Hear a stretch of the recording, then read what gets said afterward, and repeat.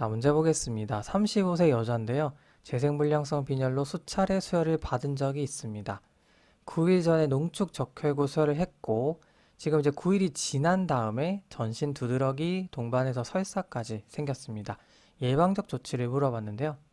자, 반복적인 수혈을 통해서 지금 동종 면역이 형성이 됐을 가능성이 있죠.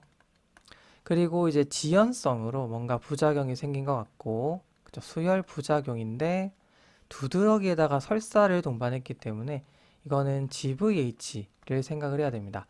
그 중에서도 이제 수혈 관련 이식편대 숙주 반응이라고 해야 되겠죠? 그래서 우리가 이거를 TAGVHD라고 합니다. TA라고 하는 게 Transfusion Associated GVHD죠.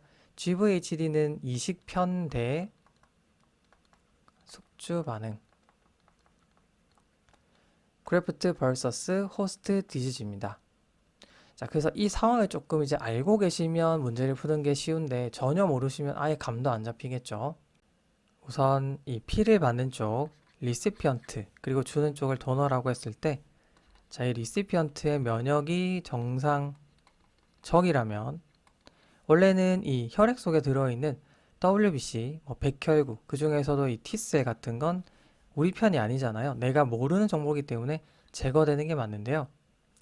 면역이 너무 떨어져 있는 사람이다. 예를 들면 급성 백혈병 환자다, 아니면 신생아, 아니면 선천성 면역 결핍증이 있는 사람이다 등등이 있을 텐데 그런 사람이 수혈을 받게 된다. 그러면 오히려 이 T셀이 제거가 잘 안 되고 생존할 수 있겠죠. 그러다가 오히려 생존한 이 도너의 T셀이 숙주 조직을 역으로 공격할 수가 있는 겁니다. 그러다 보니 이런 일이 발생을 하는 거죠. 그러니까 박힌 돌을 빼내는 거죠. 굴러온 돌이. 주객이 전도가 된 상황이 생겨버리는 겁니다.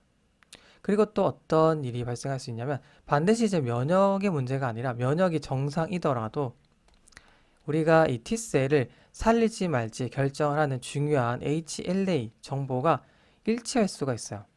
그러니까 정확하게 말하면 이 리시피언트의 HLA가 예를 들면 제가 정말 간단하게 말씀드리면 A, B형이라고 해볼게요. 그리고 이제 도너가 B라고 해볼게요. 처음에 도너의 셀이 들어왔을 때 이 리시피언트가 봤을 때는 내가 이미 알고 있는 정보만 가지고 있네. 살려둬야지 라고 이제 살려둡니다. 그럼 얘는 이제 생존하겠죠. 그러다가 나중에 되면 얘가 봤을 때는 지금 리시피언트 A가 내가 모르는 정보잖아요. 그럼 얘네가 나중에 이걸 가지고 공격할 수 있는 거죠.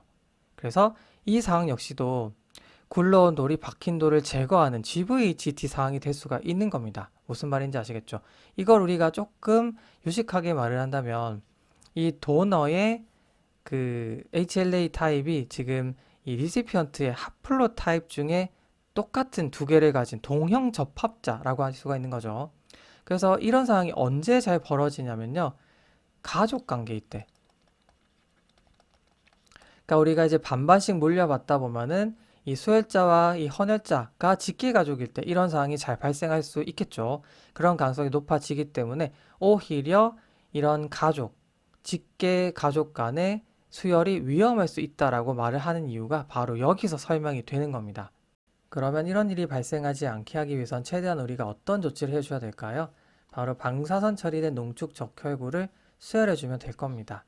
최대한 이런 같이 딸려 들어오는 백혈구를 최대한 없애기 위해서는 단순한 백혈구 제거 필터를 쓰는 게 아니라 방사선 처리를 시켜버리는 게 더 적절하다라고 할 수가 있겠습니다.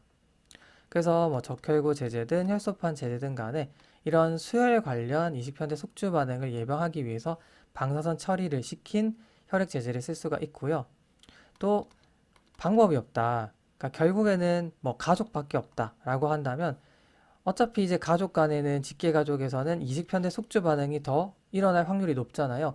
발생 위험이 있으니까 결국 이제 권장은 되지 않겠지만 방법이 없다면 불가피하다면 방사선 처리를 시켜서 직계 가족 간에도 수혈이 가능은 합니다만 권장하지는 않는다라고 생각을 해주시면 됩니다.